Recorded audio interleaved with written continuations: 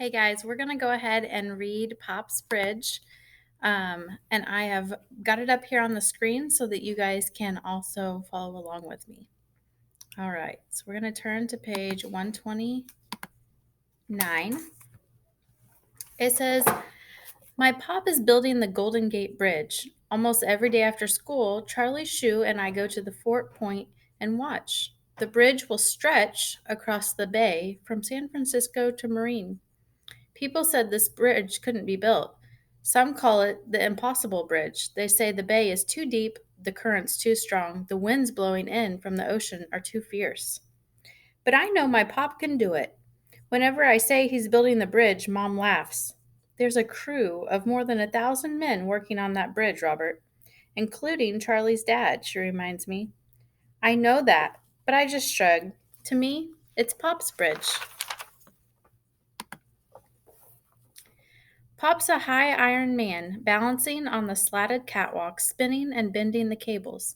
He climbs so high that sometimes clouds come down from his shoulders. When the fog rolls in, he disappears completely. That's why the high iron men are called skywalkers. Charlie's dad is a painter. The painters start work long before the bridge is even finished. My pop says if it weren't for them, the bridge would rust away. But I think he's just saying that to be nice. The Skywalkers have the most important job of all. At Fort Point, I look for Pop through the binoculars.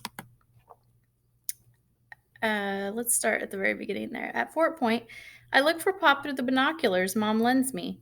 The workers look alike in all their overalls and swaby hats, but I can always find my Pop because of the red handkerchief he ties at his throat. It's our own scarlet signal. I don't worry much about him on days when the sun sparkles on the water, when sailboats skim below. It's so beautiful, I can forget that it's dangerous, too.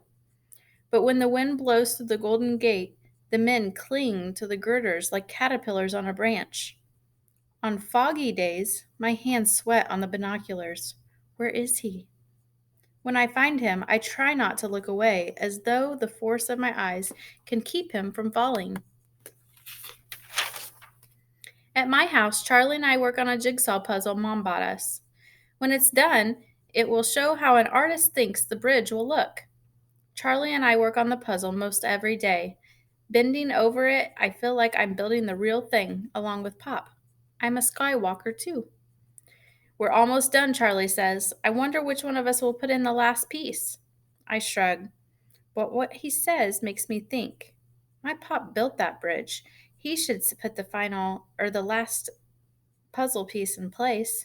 That's only fair, even though Charlie might think his dad should do it. When Charlie wasn't looking, I slipped one of the pieces into my pocket. Later, I hid it in my room. I'm saving it for Pop.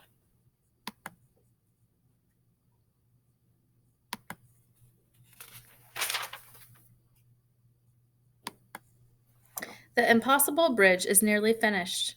One evening, Mom and Pop and I walked down to Fort Point. The bridge hangs between stars and sea. It's like a giant harp, my Pop says. A harp for the angels to play. I look up at him and I can tell this wasn't just a job to my Pop. He loves the bridge. In San Francisco, there is a great excitement. Everyone is waiting for opening day. Charlie and I have watched nearly every bit of the bridge go up. We saw two spans come together from the opposite directions. We saw them meet. We saw the roadway go in. And my Pop did it. No one could be as proud as I am, not even Charlie. After all, my dad is a Skywalker. And then one day, something terrible happens. Charlie and I are watching as the scaffolding pulls away from the bridge. There's a noise like a train wreck as the scaffolding crashes down into the safety net. The net tears loose, and men go into a swirling tide. I can't breathe. I can't think. But then I look hard through the binoculars and see Pop still on the bridge, his red handkerchief whipping. Pop, I whisper in relief. Beside me, Charlie is screaming, "Where's my dad? Where's my dad?" We had seen him working close to that scaffolding. I can't see him now. We'll find him, I promise. We have to. I sweep the binoculars up and down the bridge cables, looking at every painter hanging high on his Jacob's ladder, or swinging in the chair like a knot on a rope. Be there, Mr. Shu, I pleaded, and then spot him. Over by the cross girder, I yell. Charlie fumbles for the binoculars. I help him. He looks where I point. He's there. He's safe, Charlie gasps. The next day, we find out that only 2 of the 12 men in the water were saved. I think and I think about that day.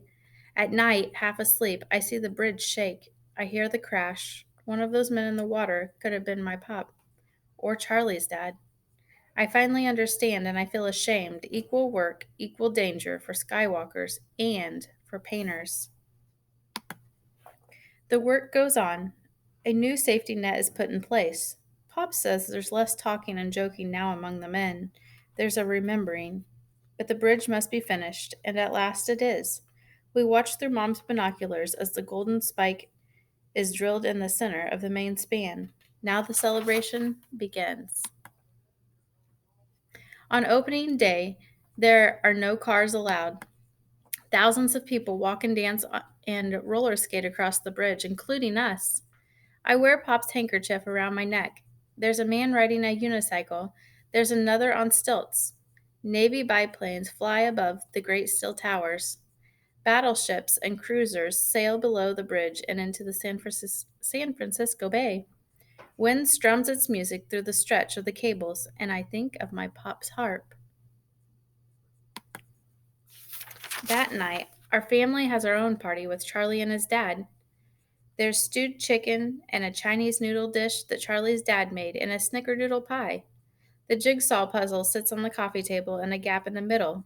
I've searched and searched for that missing piece, my mother says. A good thing we didn't leave our bridge with a space like that, Mr. Shu says. Pop chuckles.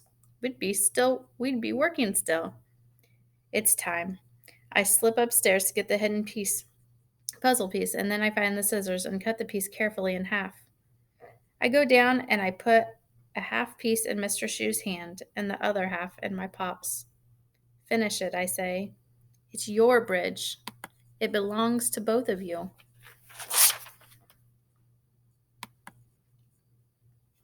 My mother raises her eyebrows and Charlie says, Hey, where? But I just watch as the 2 pieces fit in so perfectly, so smoothly. Team effort, my Pop says.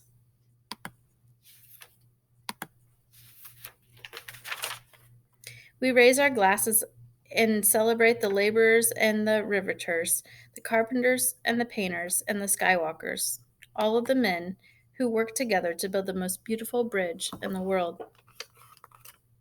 And that's the end of our story.